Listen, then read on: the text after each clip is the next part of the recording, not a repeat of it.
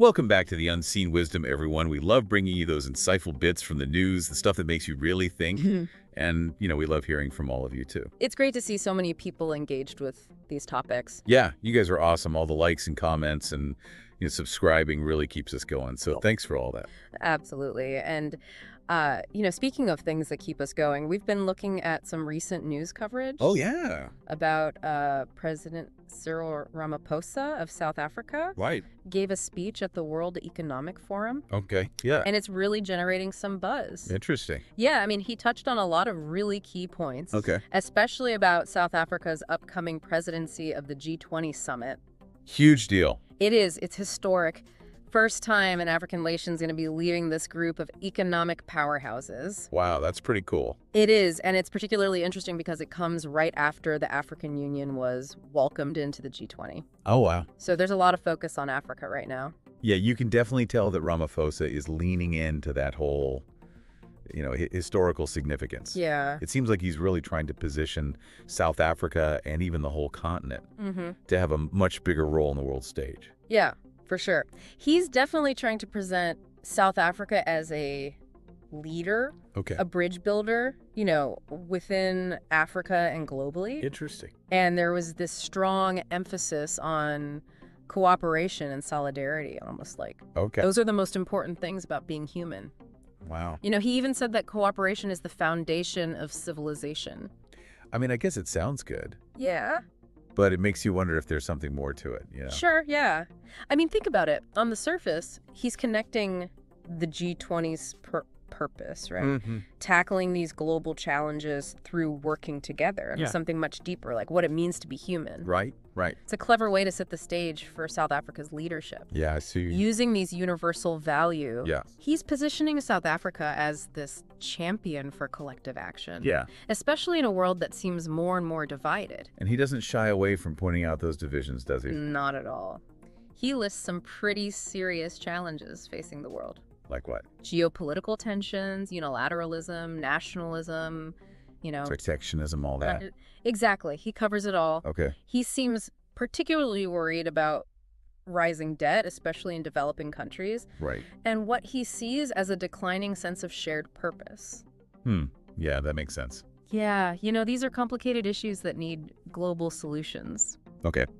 And his call for a renewed commitment to multilateralism reflects that. I see. And then there's the inequality issue. Right. He keeps coming back to that. Yeah. He argues that inequality is a major obstacle to growth, development, and stability, not just within countries, but between them, too. Right. It's like he's saying, if we want a prosperous world, we need a more level playing field.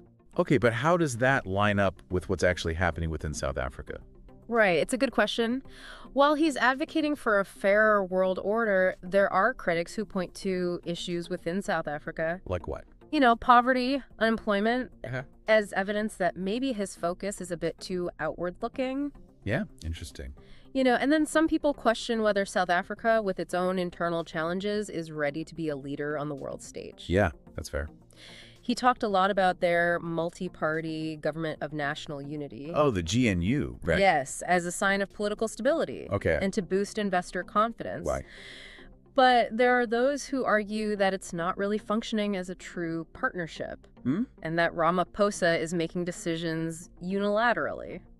Interesting. And then, of course, there's the elephant in the room. Corruption, right? Exactly. The long-standing issue of corruption within the ANC, the ruling party. Makes it hard to take his calls for global cooperation seriously, Yeah, I mean, it's hard to reconcile those calls with the perception that corruption's still a problem. Right. It raises questions about whether he can really deliver on his promises. Right. On a more equitable and sustainable future. Yeah, for South Africa and the world. So it seems like South Africa's G20 presidency has a lot riding on it. For sure. Can Ramaphosa actually walk the talk? Yeah, that's the big question. Can he bridge the gap between his global vision and the reality on the ground in South Africa? Those are the key questions, and the answers will depend on his ability to address the concerns of those who feel left behind. It's a tall order. It is, both within South Africa and on the global stage. Lots to think about there. Absolutely.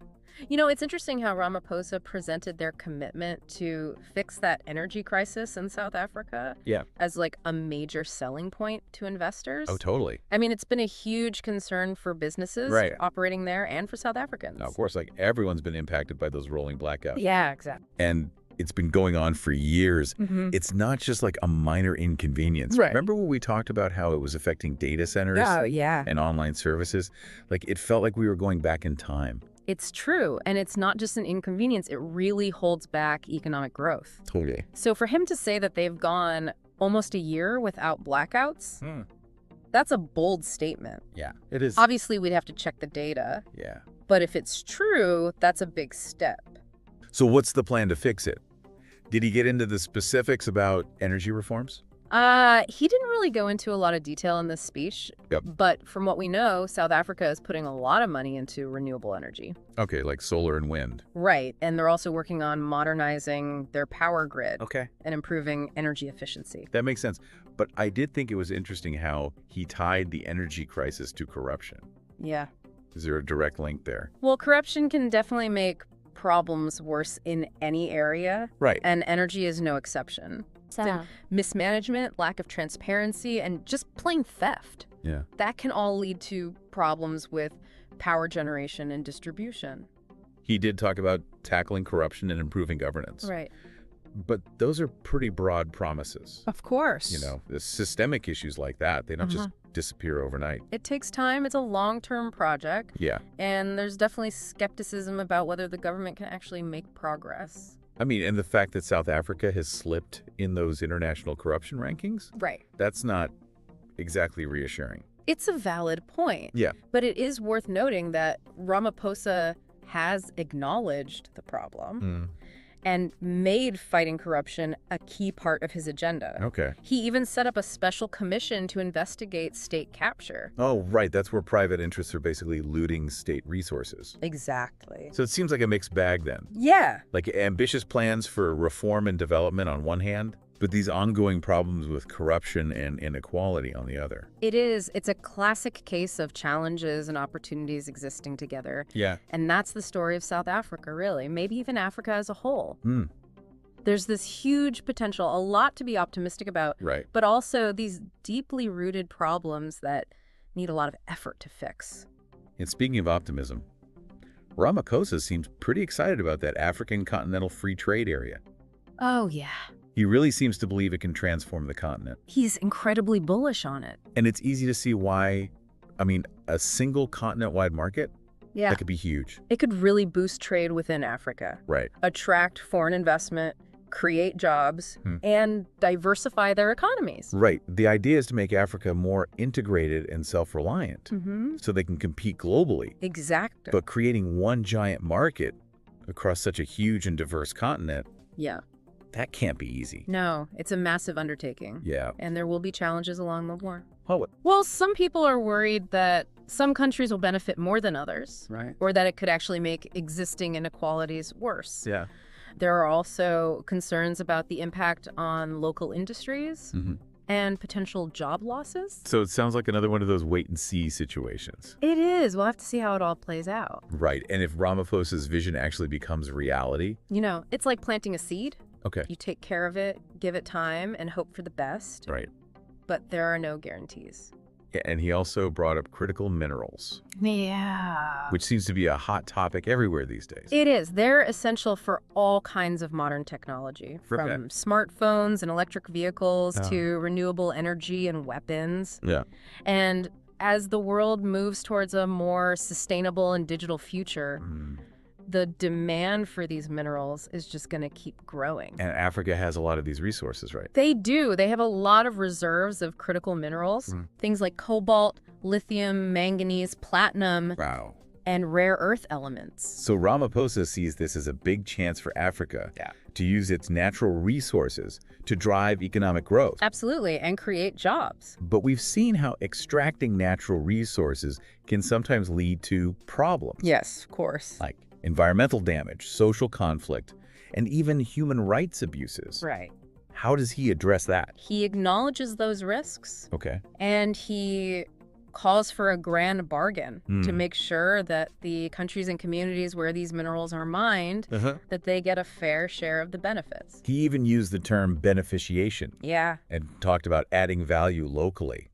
What does that mean exactly? Basically, it means processing the raw materials into something more valuable before exporting them. So instead of just digging stuff up and shipping it off, the idea is to create industries in Africa that can add value to those resources, generate more revenue, and create more jobs. Right. So it's about moving up the value chain, not just being a supplier of raw materials, which I guess ties into his vision of a more self-reliant Africa. Exactly. It's about taking control. Yeah. And using their resources to build a better future. But of course, that's easier said than done. It is. Developing those industries comes with challenges. Yeah, like getting access to capital, technology, skilled labor. All of that. And then there's the whole geopolitical aspect. Right. These critical minerals are becoming really strategic assets. They are. And you have countries like the U.S., China, the EU, all competing to secure access. Absolutely. And that adds another layer of complexity.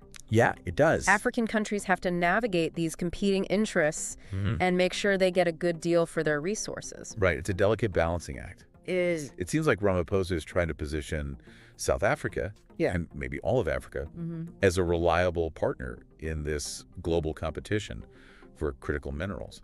Right.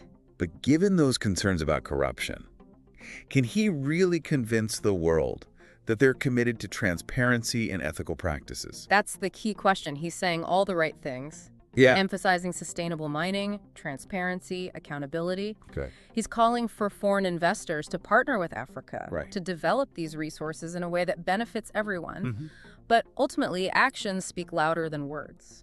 It's true. It'll be interesting to see how this plays out. Yeah. The world needs these minerals, and Africa is in a great position to supply them. It is. But it's also a chance for the continent to do things differently this time. Right. To avoid becoming dependent on just exporting raw materials and to create a more equitable and sustainable future. It's a crucial moment, full of potential, but also risk. Yeah. The choices made in the next few years will have a huge impact on Africa and the world. That's a pretty profound thought. It is. But it's important to acknowledge how complicated these issues are.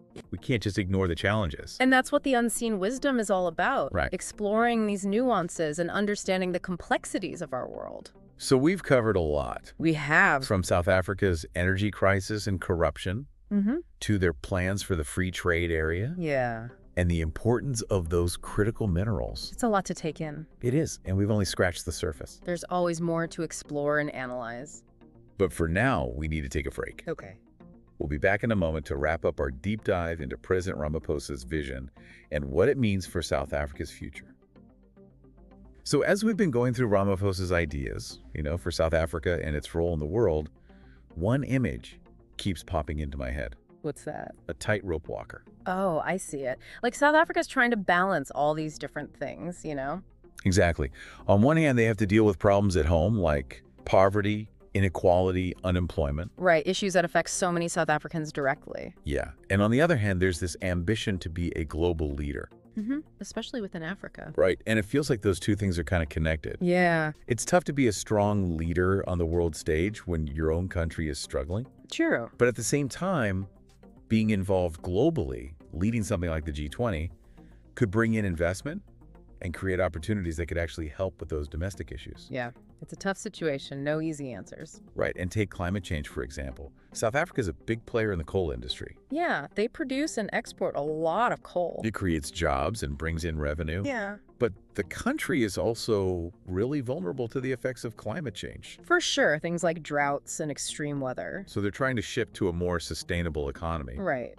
But they can't just suddenly stop using coal. It has to be gradual. Right, and they all need help from the rest of the world to make that happen. And that's where this idea of a just transition comes in. Okay, what's that? It's about making sure that the move away from fossil fuels doesn't leave workers and communities behind. So what does that look like? It means investing in retraining programs, creating new job opportunities, and having social safety nets to support the people most affected. So it sounds like that's a big part of what Ramaphosa was asking of the G20. Yeah, he was basically asking for financial and technological help Right. to help South Africa and other developing countries make that transition fairly. Without causing more hardship. Right, and it's not just about money. Yeah. It's about sharing knowledge, building capacity, and working together. To create a more sustainable path for development. Exactly. And he also talked about using those critical minerals we discussed for inclusive growth and development. Right. But what we said before, there's always that risk that extracting those resources could end up benefiting foreign companies more than local communities. Absolutely. It's something a lot of resource-rich countries have struggled with. So how do you prevent that? The key is to make sure the benefits are shared fairly. Okay. And that local communities have a real say in how those resources are managed. So it's about more than just signing mining deals. Right. It's about having systems in place that ensure transparency, accountability, and real participation from everyone involved. Especially the people who live in the areas where the mining is happening. Exactly. And it also means investing in education and developing skills. So people have the ability to benefit from those opportunities. Right. It's like a giant game of chess with all these different pieces to move. It is, and the stakes are really high. So what does this all mean for South Africa's future? Yeah. Is Ramaphosa's vision realistic? Can they really balance all these competing priorities and become a leader in such a rapidly changing world? Those are the big questions, and I don't think anyone knows for sure. Yeah. There's definitely potential there, but also a lot of uncertainty. The world is changing so fast. It is. It's like that saying, the only constant is change. Right. South Africa is trying to find its place in this ever-evolving world. And what's interesting is that their journey, their successes and struggles, it reflects what's happening globally. In a way, yeah. We're all grappling with these issues of inequality, sustainability, and technology. And ultimately, we're all looking for a way to create a better future. For ourselves and for future generations. It's a huge task. It is. But as Ramaphosa said, it requires cooperation. Right. Solidarity. And a shared sense of purpose. And maybe by watching how South Africa tries to balance its internal challenges with its global ambitions, we can learn something from them. Some lessons that can help all of us navigate these uncertain times. It's definitely given us a lot to think about. Thanks for joining us on this deep dive into President Ramaphosa's vision and what it means for South Africa. We hope you'll keep those minds working and keep exploring the unseen wisdom all around you. Until next time.